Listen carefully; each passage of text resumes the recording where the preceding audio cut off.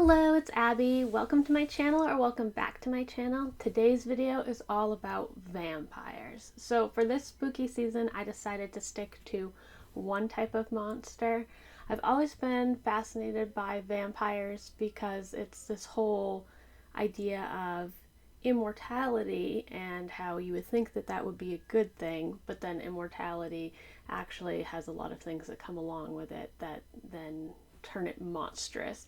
It's also usually a critique of whether something is is the vampire actually the monster, or is it humans in general that make vampires be monsters? So is it the act of being harder to kill and harder to get rid of or control, and not that the fact that they actually live forever, but it's their humanity that is making them into monsters.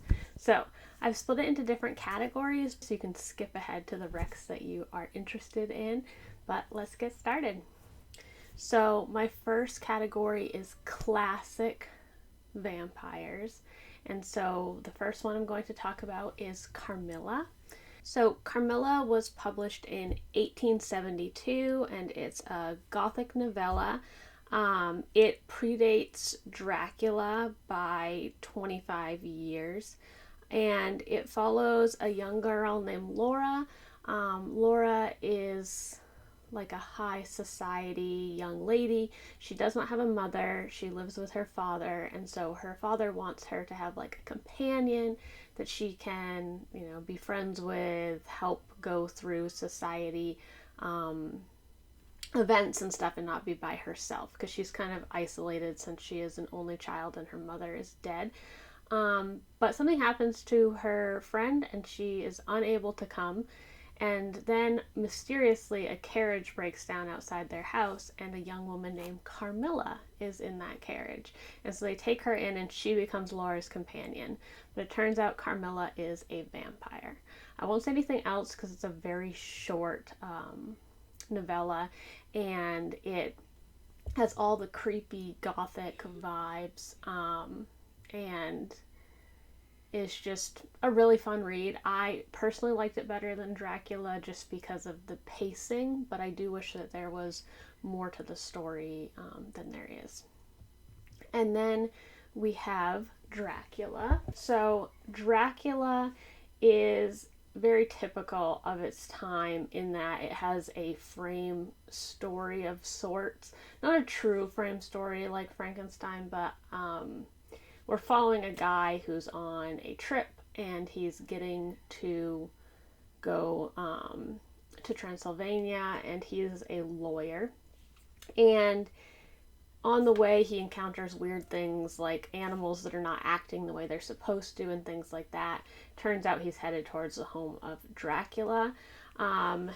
We have typical Gothic fashion of like the way that the house is described and all the things that are going on in this mysterious place.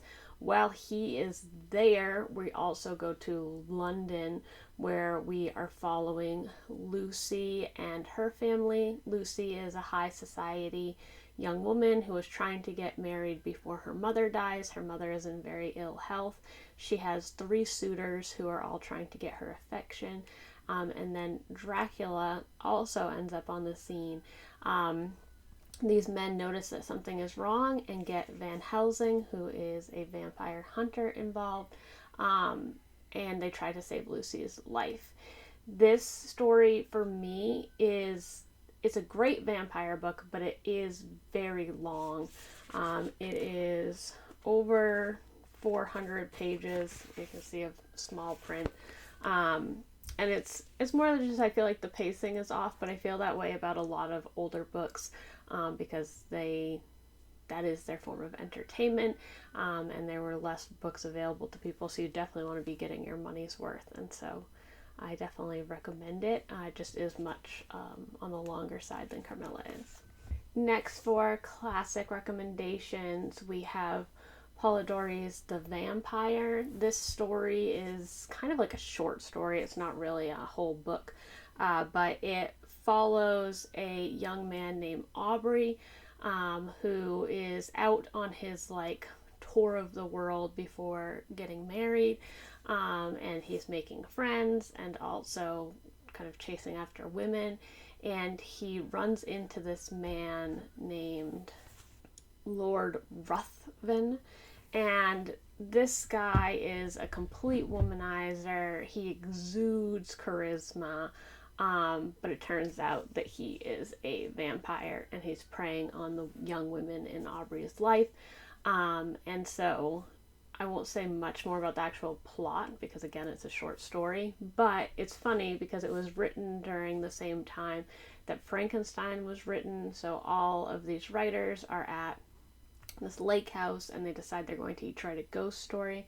This is Polidori's ghost story that he writes, and he models his vampire off of Lord Byron. So it's really funny to have like kind of your friend or whatever, and you're modeling this vampire monster guy off of your friend and how charismatic he is, but how bad he is for society. And then the last recommendation that I have for classic vampires is Salem's Lot by Stephen King. This is obviously not as old as the other three that I mentioned, but Salem's Lot doesn't fit in any of the other categories, and it was published in the 70s, so it is on the older side in comparison to the other things that I'll be recommending. So Salem's Lot takes place in a small town in Maine, and there are these mysterious deaths surrounding like an old house, and then like nothing happens for a long time, and then these deaths start happening again.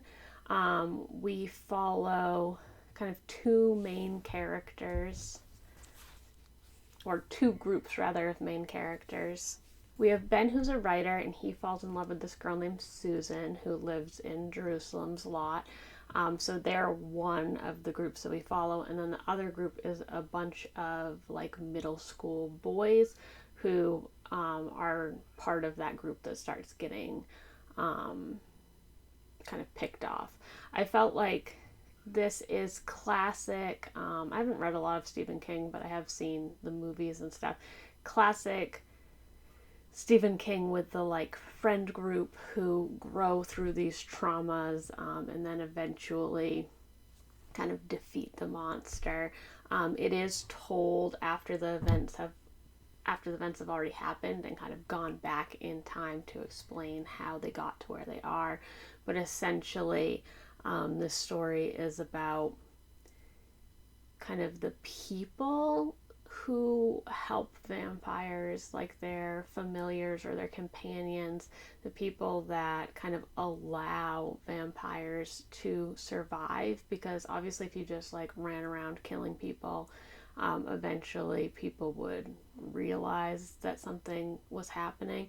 But when you have people who are helping you, kind of getting you to safe places, sneaking people that no one will miss to you for those sacrifices, then it becomes a lot easier for a vampire to exist. And so this kind of explores that. It also just explores small town drama and religious trauma.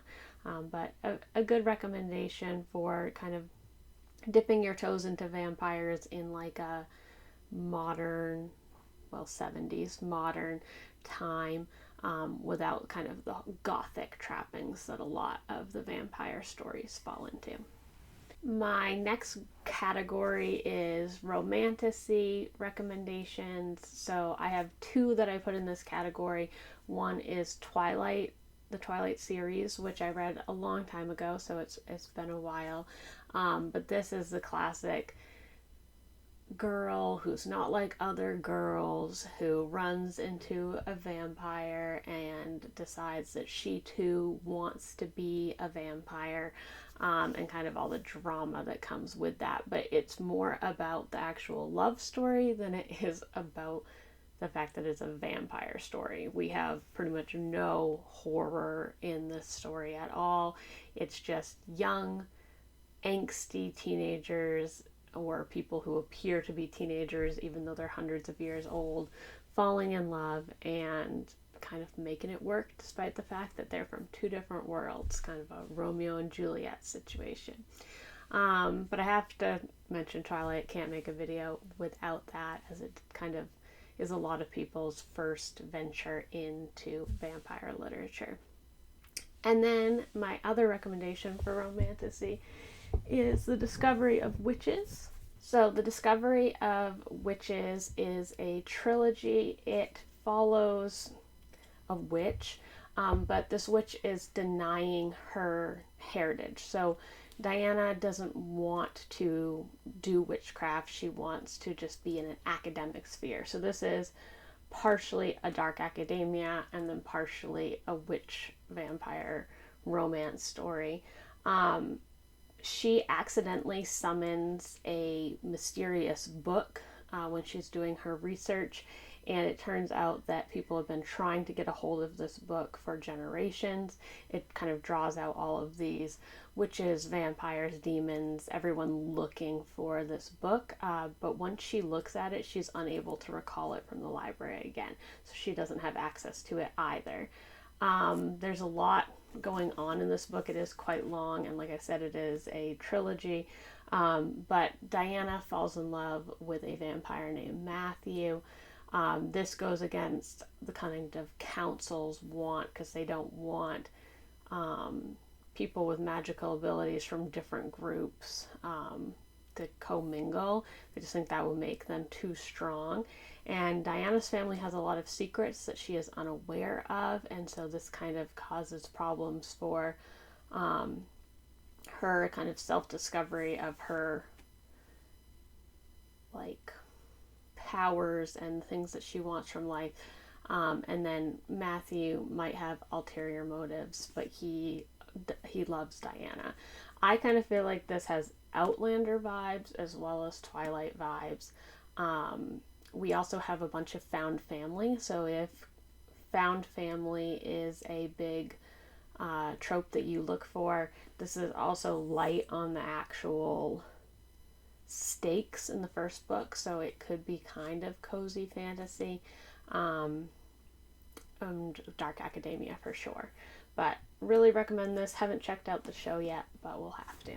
My next category of recommendations is diverse vampires. So vampires that aren't necessarily removed from the gothic sphere, but are definitely rooted into different cultures, and not just kind of the European, German influence.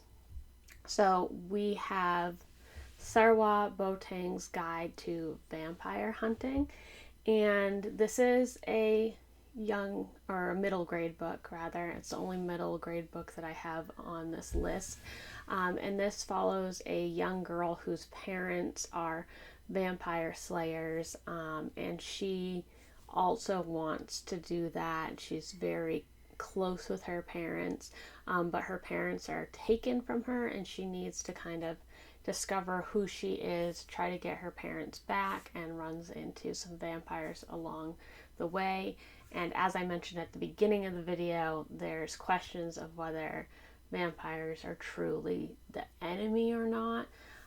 This is also a series, and it is presented by Rick Riordan. So he, after writing Percy Jackson, a lot of people asked him to look at other mythologies, and this one follows like Ghanaian mythology around vampires, but he didn't feel comfortable exploring other people's mythology, and so he gets writers who do have those backgrounds to then be able to write books that explore their own mythologies.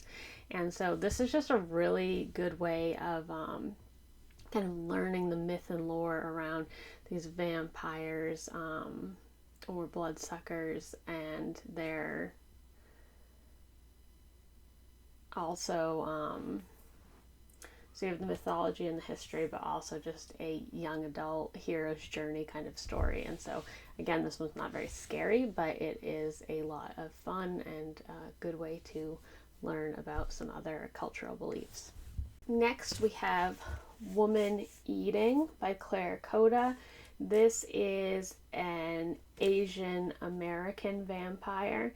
Um, for most of this book, we are looking at a young performing arts student trying to get into an internship, getting into that internship, and then it's not what she expects.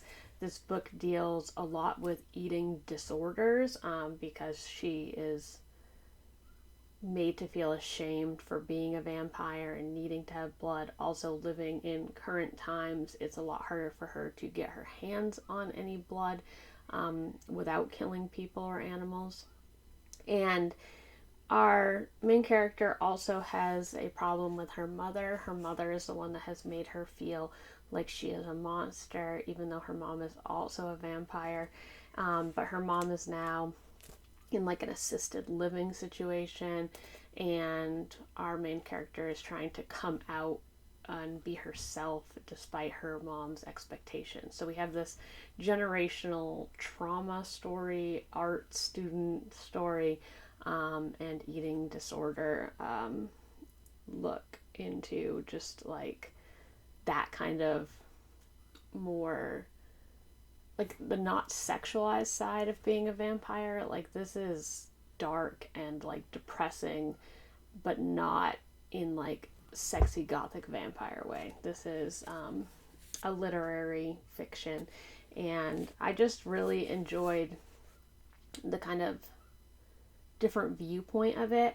I do wish it had been a little longer. I felt like we just started to get to know our character and have her become who she wants to be, and then it just sort of ended. I gave it 3.75 stars, and I just think that you will enjoy it as long as you don't go in thinking you're going to get the stereotypical vampire story, but instead more of a coming of age, coming into yourself, and generational trauma story. Next, we have A Cruel Thirst by Angela Montoya, and this follows a vampire and a vampire hunter. Our vampire, though, his parents were killed by vampires. He goes to see if he can find the person or the vampire that killed his family and get revenge, but in the process he becomes a vampire, and this is told at the very beginning, so I'm not spoiling anything. And then we have Carolina, and she is from a family who has always been vampire hunters, and her grandfather is killed, and then she is trying to eradicate even more vampires now that it is personal for her. Her parents just want her to get married and kind of continue with like the societal expectations of her. And then obviously his family is dead besides his sister. He wants to get rid of all vampires so that his sister can live in a safe world. I really thought that it was cool to look at the Mexican mythology around vampires. So throughout the book, we have little pages where they have quotes from this journal and quotes from kind of like mythological texts or fake mythological texts. And they kind of explain how someone becomes a vampire is by making a deal with the god of the dead. So we have Tekanani or Tukanani. And so if you make a deal with him to barter for your life or the life of someone else, then he will allow you to live, but he turns you into the living dead. And so this is how vampires are created. It also has really cool connections to like the typical vampire lore that we're used to hearing, where it's like, oh, he can't go out during the day, not because he's gonna like burn in the sun, but because he's connected to the god of the underworld. The god of the underworld can also not go out during the day. So just these connections to Mexican mythology I thought were really cool. And then it's a true enemies to lovers romance. People use that term all the time where it's just like, oh, I kind of dislike this person. She actually tries to kill him immediately upon seeing him. And so they are actually enemies and then eventually lovers. But this is a young adult book, a quick read. It is a standalone, and I just really, really enjoyed the atmosphere around the town, where you can't go out late at night because there's vampires around. And I can't get into it because it's spoilers, but her family is very interesting and integral to the plot of this book. And I just thought that that was done really well. Next, we have Thirst by Marina Yuskazuk. I'm sorry. But this is an Argentinian author, and Thirst follows a vampire who is originally from Europe, and she has a terrible life on how she becomes a vampire. It's all a very tragic backstory, but she flees from Europe and ends up in Argentina before the yellow fever. And she kind of comes into her own and is doing vampire things, preying on the people who are already dying anyway. But then as things kind of change and move into more modern Buenos Aires, they come up with things like being able to fingerprint people, being able to look for DNA, things like that. And so she is unable to continue her lifestyle the way that she was living it. And then the second half of the book follows a woman whose mother is dying of a chronic illness, and she's battling kind of the fact that they're keeping her mother alive unnaturally. So, like, we have a vampire who is alive unnaturally, who is undead, and then we have a mother who's dying, but they have her on different medications and hooked up to machines and things that are keeping her artificially alive as well. I really enjoyed both parts. The beginning definitely has a lot of gore and is definitely horror, and then the second half is definitely more like just literary fiction, again, generational trauma and what it means to be a mother or what it means to be a woman. Our character that's dealing with her dying mother also has a son, and so we have this like level of motherhood.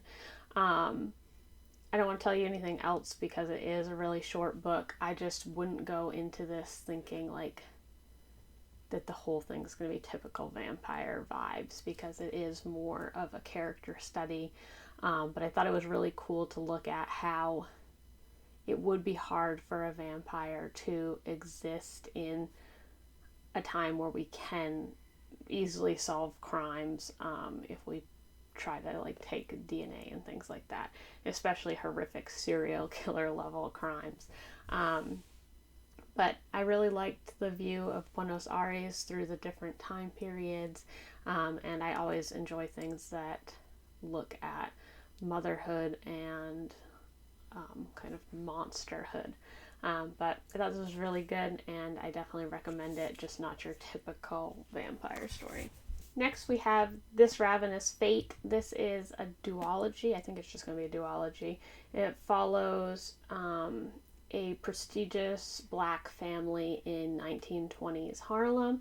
And in that town, they have reapers, so people who are vampires, and they're just kind of treated as second-class citizens. They're told that they obviously can't feed off of people, but they're finding that as these reapers feed off animals and stuff, they start to lose their humanity and become more animalistic.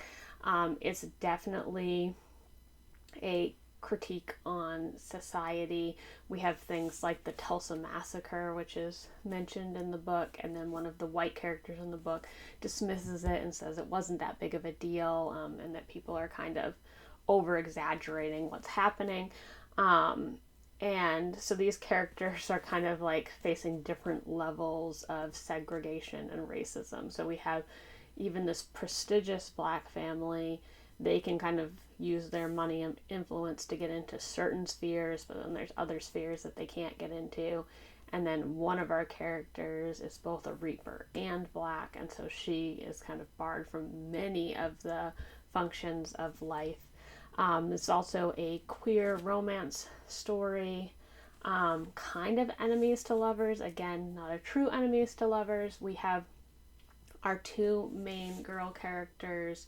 We have Layla Quinn, who is a Reaper, and Elise Saint, who is kind of accidentally instrumental in her becoming a Reaper. And so they used to be best friends, and now, because one of them has been turned into a vampire, they are enemies. And they kind of go back and forth of the like, should I trust you? But having that kind of attraction to each other. I just thought this was a really cool take on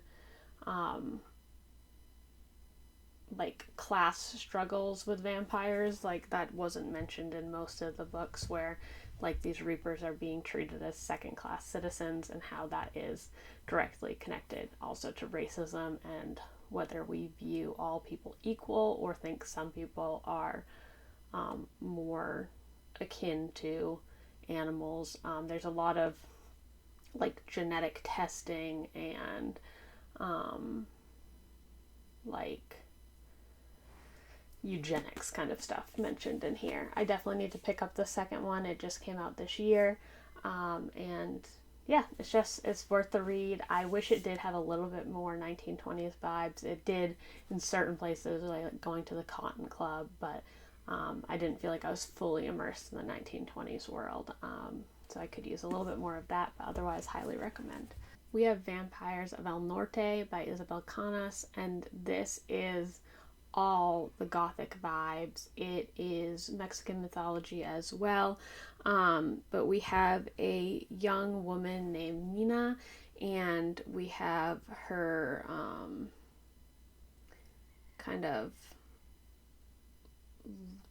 estranged love, Nestor, or like a guy that her parents don't want her with.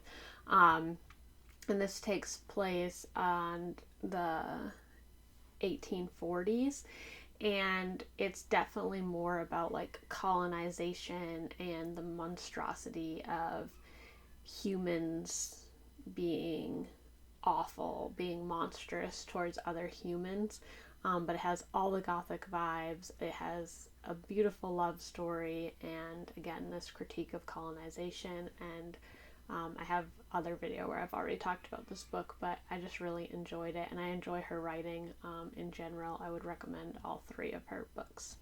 For an anthology on vampires, I would recommend Vampires Never Get Old, Tales with a Bite. And so this has a bunch of different authors all giving like their take on vampires. This is a very diverse collection. It is a young adult collection, but we have some that are set in present time, some that are set in the past, some that are set in the US, some that are set elsewhere, but just pretty much any kind of vampire theme that you could be looking for, you can find in this book. Because they're short stories, I don't want to tell you the plots of any of them, but I really enjoyed this, and it's a fun way, if you are still trying to get something spooky read by the end of the season, to check out. And then the last book in these diverse vampire stories is The Buffalo Hunter Hunter. This was my favorite book that I read out of all the vampire books this year. This is a story told by three people, so we do kind of have that typical frame story. We have a girl who is like going for tenure at her university, so she needs to do research, and they find this manuscript that belonged to like her great great great grandfather, where he was keeping a journal. He was a pastor in Montana, and he encounters a Native American man who has told him that he is a cat man or a vampire, that he is undead. He has many names. And so we have the girl who's going through the journals, the pastor who's writing the journals, and the Native American man who is telling the story and says that he is a vampire. And I just thought that was a really cool way to write it.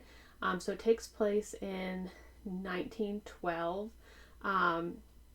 and is in direct response to a massacre that had happened like maybe like 30 years prior to that.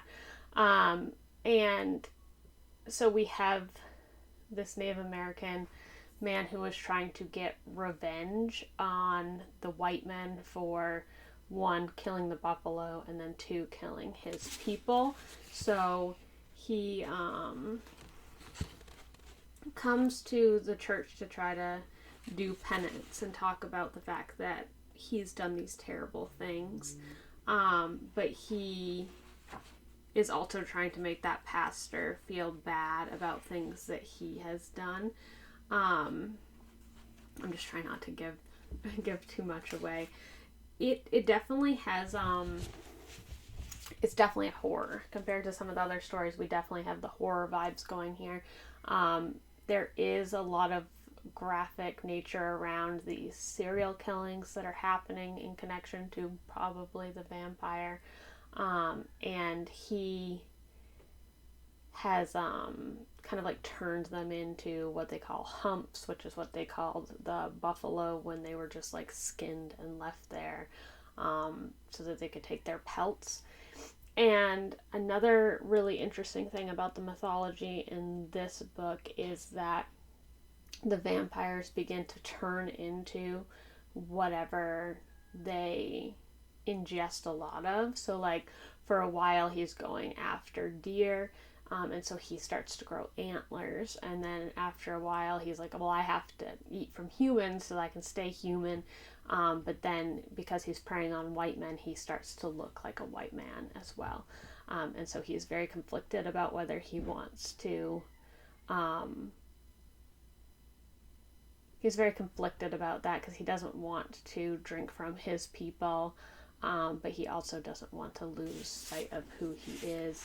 Okay, my next category is toxic lesbian vampire stories. So, starting out, Hungerstone is a retelling of Carmilla. This was not a favorite of mine. It has some gothic vibes, but not enough gothic vibes for what it is, because it is supposed to be a pretty direct retelling of Carmilla. The only difference is that our main character is a grown adult woman and not a child looking for a companion. Instead, she is married and she's in not a good relationship. Her husband kind of wants her societal status, but is keeping her kind of just there to do the things that he wants her to do. So, like, she has to entertain guests that benefit him, things like that. He works in the metal industry in the Industrial Revolution, which is also not explored a ton. And then Carmilla, same as the original story, her carriage breaks down and she's brought to this house, and she kind of teaches our main character named Lenore how to come into her own, fight back against her husband, and take what she wants. But it wasn't that gothic. I didn't feel like it gave me that much more than Carmilla did, and the lesbian relationship in it is very lackluster. But I did finish it. I didn't include any books on this list that I didn't finish. So it was a 3-star read, but it's just not the best of the toxic lesbian vampires. There's the better out there. Next, we have Lucy Undying. This follows Lucy from Dracula. It also follows another girl who is inheriting her mother's, like, multi-level marketing cult. So it follows a girl named Iris who is kind of trying to dismantle her mother's cult. And we have all of these journals from Lucy and kind of explaining the events around what happened to her in Dracula, but from her perspective, so we finally get her story. And then Iris is going through these journals while trying to sell the house that Lucy grew up in. She is then helped by a historian to kind of see if anything's worth money, because she needs to get a fresh start, and Elle helps her kind of go through the house and dismantle these things. This is also a very long book, so the pacing did feel a little weird, and the ending was kind of lackluster. But I really, really enjoyed one that we have Lucy through the ages looking at what it means to be a bride of Dracula. We're introduced to some other characters throughout who are also connected to Dracula in some way, shape, or form, and looking at how, like, in the moment he's turning these women into vampires, but for what purpose? Like, then they have kind of no agency in their life, even though they are undead and are living forever and can just kind of do whatever they want to. They're still kind of questioning who they are. Like, they're almost babies because they don't know what they're supposed to be doing. And so it's interesting to watch Lucy through the years, and then also just have her like funny quips and different things in regards to her three suitors that we met in Dracula. With the other character, Iris, she is terrified of her mother. She does not want anything to do with this cult when this cult is centered around living forever, and so you can guess where the connections are there. But I thought it was really cool to compare vampirism to MLMs and cultish behavior, because it is a good modern day comparison to a vampire. If a vampire is something that sucks the life and resources out of you and makes you kind of lose your individuality, then so does this. And so I thought that the romance was decent, but the actual kind of social constructs and comparing the vampires to the cult was really cool and really well done. And then my top suggestion for the toxic lesbian vampires is Bury Our Bones in the Midnight Soil by V.E. Schwab. This is the second book by her that I've ever finished. I read City of Bones, which is a middle grade book by her. Her writing is very lyrical, and is very much a character study, and that's not any different in this story. My only complaint about the story is the pacing, because we're getting to know each of the characters throughout, and we have kind of these deep dives into these characters, but then all the plot, or all the important plot rather, happens in the last like 100 pages. And I just thought that this was really well done in the gothic vibes. We have 3 different women that we're following.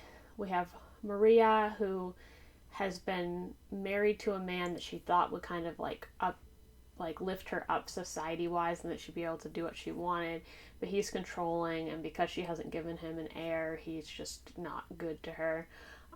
We have Lottie, or Charlotte, who is a young woman who is in love with her best friend, but because they can't be together, because of society's expectations on her, it just goes pining after this girl for so long, and is, not being true to herself. And then we have Alice in current day, going to school in the United States, and these 3 women are all connected, and are all vampires, but following kind of their different stories and how they all eventually connect to each other. It's just really well done. I liked how kind of grandiose Maria is, and how like delusional Lottie is. Like, we have kind of this woman who thinks that the ends always justify the means, and so she is like truly a toxic vampire. Like, she does not care about anyone's life but her own. We have Lottie, who likes that being a vampire allows her to go after the women that she loves, but she doesn't like kind of the death surrounding vampirism. And then Alice has a traumatic home life, and is looking for a fresh start, and it's a question about whether being a vampire is a fresh start or not.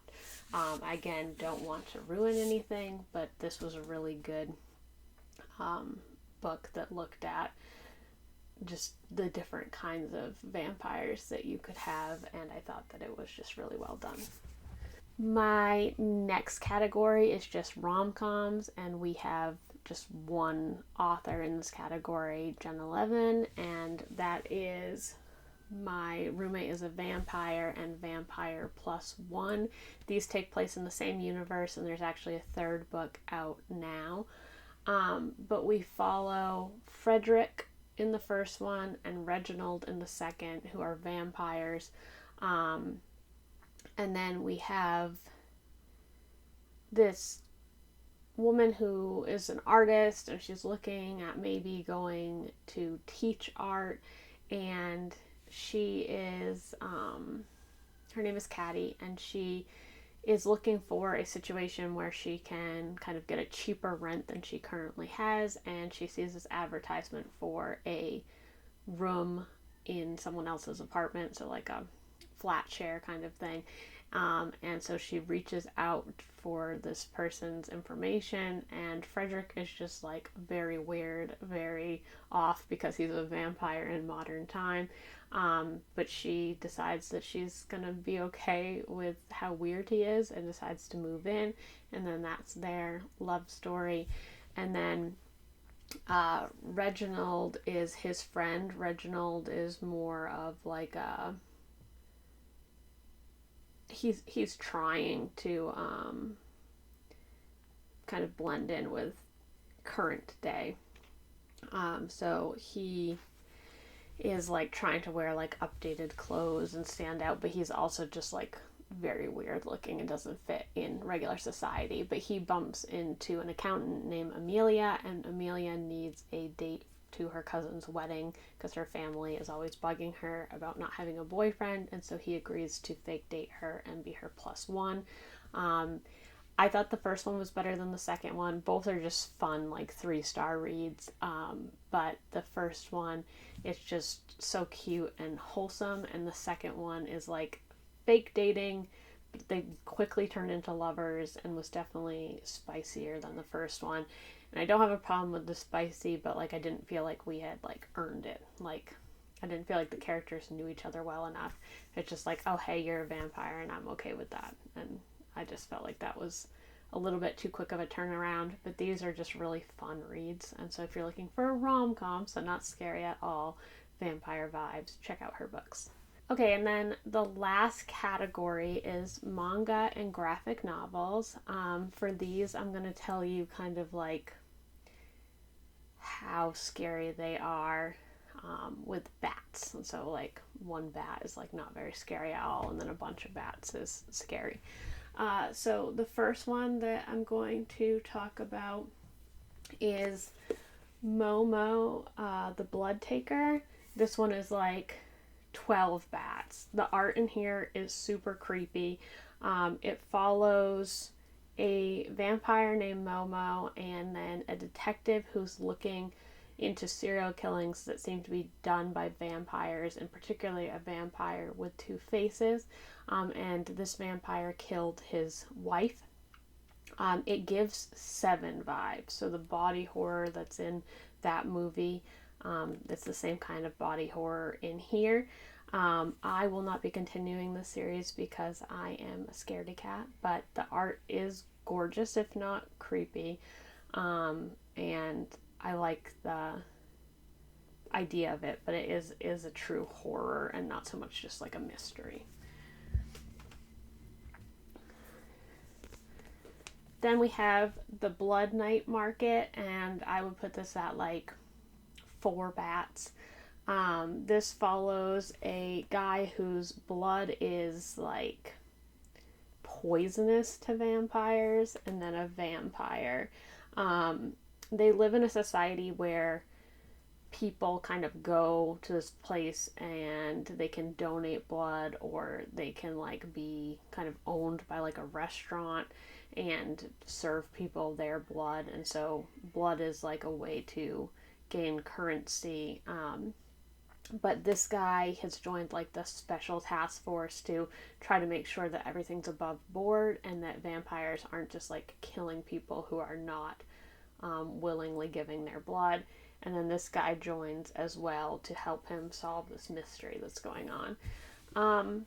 It was just okay. I don't know if I'll continue with this series or not, but it's an interesting premise, so maybe. A series that I'm absolutely loving and I'm definitely continuing with is Otaku Vampires Love Bite. This is one bat. This is not at all creepy, but we have a young girl who is a otaku of a vampire anime, and she decides to move to Japan from Romania so that she can be a better fangirl, and she moves next door to a guy who looks like the vampire that she is obsessed with. He is obviously not a vampire, and Kyuta just like, he thinks that it's silly that she's like such a fangirl, but she's always getting into trouble, and because she's always getting into trouble, she's kind of pulling him into trouble too. And then it turns out that he has like very desirable blood, so all of these vampires are coming out of the woodworks, but it's not scary at all. It's definitely funny, cute, wholesome love story. Another series that I'm loving, I'm about halfway through, there are 20 volumes and it is complete, is Call of the Night.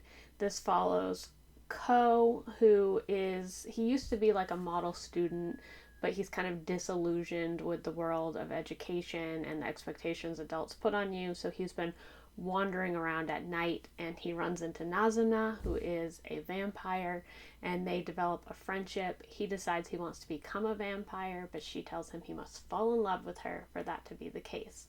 There's a lot of stuff going on right now in the plot, and different like lore and history around vampires and different things that I'm not going to get into. But it's really good, and it's a lot more than I thought. Like, I thought it was just going to be a typical vampire romance, but there's a lot going on, and I'm really enjoying it. Seraph of the End, Vampire Reign, follows a young boy who, there's a pandemic that wipes out all the adults, all the young people survive, and the vampires take them underground to protect them, but that seems like maybe that's not actually the case. He's an orphan, and he joins with this group of other orphans, and they all decide they're going to try to escape from the vampires. He also wants to kill the vampires because they are responsible for ending the world, and he ends up getting out. I don't want to spoil anything, and he becomes part of this vampire like extermination company, and he wants to be the best there is. So it gives kind of My Hero vibes for like, I want to be the greatest vampire exterminator, but there's definitely a bunch of humor as well. I'm 3 volumes into this right now. Oh, and Call of the Night, probably 3 bats. This probably 4 bats. Fangs is a graphic novel that follows a vampire and a werewolf. These are just like little vignettes, just little stories of their love together. This is no bats, just super cute. Don't want to ruin anything, but just fun, pick it up, read a little vignette, cozy vampire story. Next we have Happiness. This follows a young boy named Makoto. He is in high school. He doesn't really get along with people. He's kind of a nerd and he's bullied. And one night he gets bit by a vampire. So far in this first volume, nothing has happened. The art is very gorgeous, but plot-wise is what I just told you. And then we also have some weirdness with him, like sensing when women are on their periods and stuff. So just kind of an interesting vibe. I'm not sure where it's headed. I'm going to probably read a few more from the library, but I don't know if I'll collect it. And I would say 2 bats.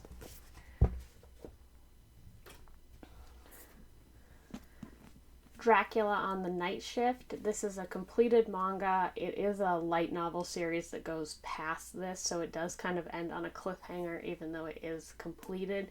Um, this follows a vampire and a woman who belongs to like cross the Dark Cross Knights, and so she kind of takes out bad vampires, bad phantoms, but he's just trying to pull a regular job, and is a good vampire who is looking for the person who turned him into a vampire so he can defeat her and go back to being human. Our vampire hunter person can't talk to men unless they are monsters, and so a lot of comedy ensues in here, and it gives me the same kind of vibes as Devil is a Part-Timer, only following a vampire, and then she's less hateful towards him. Like, she's more on his side than in Devil is a Part-Timer, because Amelia hates him for killing her family. In this one, Iris is just kind of like, let's work together so that we can both accomplish what we want to. And I would say 2 bats for that. Next we have A Bite of Pepper. This follows a young vampire named Pepper and a girl named Anna. And Pepper just wants to be a skateboarder, and Anna is just like trying to get her art business off the ground, and they fall in love with each other. To become an actual vampire, you need to go through a ceremony. So Pepper is born a vampire, but she hasn't become a vampire yet, and her mom's pushing for her to pick a bride and become a true vampire. I really love the art. It's all pink, purple, and blue. The story is okay. It's about being yourself, but I just felt like it could have explored even more than it did. Next we have Bloody Sweet, which is about Niram, who is a young girl who's being bullied, and she gets kind of forced into opening this closet or wardrobe, and out comes this vampire. He then becomes connected to her, and he wants her to help him become human. She grows up in a family. Her mom is a shaman, and she is just looked at as being weird because of that, but now she has all this other supernatural stuff that's happening as well. I went back and forth on whether I like the vampire character or not, but the book definitely deserves 3 bats for like suicidal ideations and depression and bullying, and religious trauma, and not so much the actual vampires. But I'm not sure if I'll continue with this or not. It's good, but I've read better. I read Vampires, which is about 2 young girls. One girl, her mother or her grandmother dies, and the same time her grandmother dies, this mysterious girl appears, and it turns out that girl is a vampire. She asks the girl to kill her because she doesn't want to live anymore. She had some sort of connection to the girl's grandmother. And that's all we find out in the first volume. So I need to continue with this series. I really like the art. I don't like the vampire has a mother character who is super weird. Scary wise, I would say 2 bats, but creep vibes from the mom. The mom like works at a school and is feeding off of children at that school. I don't like that at all. So probably won't continue with the series. This Vampire Won't Give Up. I'm absolutely loving this. This is such a cute rom-com. We have a woman who has terrible choices when it comes to men. She's dated married men. She's dated people who are just like treating her badly, things like that. Her like editor responsible for dealing with a particular mangaka goes out sick, and so she goes to help that writer. And when she gets there, it turns out that he's the son of this guy that wrote these vampire books that she loved as a child. And it turns out these vampire books are because they are vampires. And so she is now the editor to a mangaka who is also a vampire. And she always said that if she ever met an actual vampire, she would like to become a vampire's bride. And this is just a really cute romance. In the second half of this volume, they go on like a fake date to the zoo so he can have stuff for source material for his manga. And then she's like freaking out because she's just like, I don't know, like I went from bad taste in like men to now being like with an actual vampire. This is one bat as far as scary goes, and it's just really cute, and I'm definitely going to continue with it. Little Miss Vampire Can't Suck Right. This is a new manga. It's 0 bats. This girl is a vampire who cannot suck blood correctly, and her classmate offers to let her practice on his arm. It's just funny. There's really nothing serious about this manga at all. I liked the first volume. I'll probably continue with it. It's just cute and pretty wholesome, because they're like weirded out by things being too sexual. So like the fact that she's doing it on his arm because she just like a neck would be too personal. And so just a really cute manga, and yeah, no bats. 2 left. We have Morgana and Oz. This follows a witch named Morgana and a vampire named Oz. Their families hate each other, so it's kind of like a Romeo and Juliet story. The Winterberry witches think that the vampires are responsible for this feud, but the vampires think the Winterberry witches are corrupt and doing dark magic. It's a little bit of both, and the two of them need to band together and solve kind of what's happening so they can bring the community back together. The art's gorgeous. It's a webtoon. There's 3 volumes out physically right now, and I'm just really enjoying it. 2 bats for this one. And then my last recommendation is Garlic and the Vampire. This is such a cute, wholesome graphic novel that is a middle grade graphic novel. It follows a garlic named Garlic, and Garlic needs to go to talk to this vampire or conquer this vampire who's moved into the neighborhood because vampires can't stand Garlic.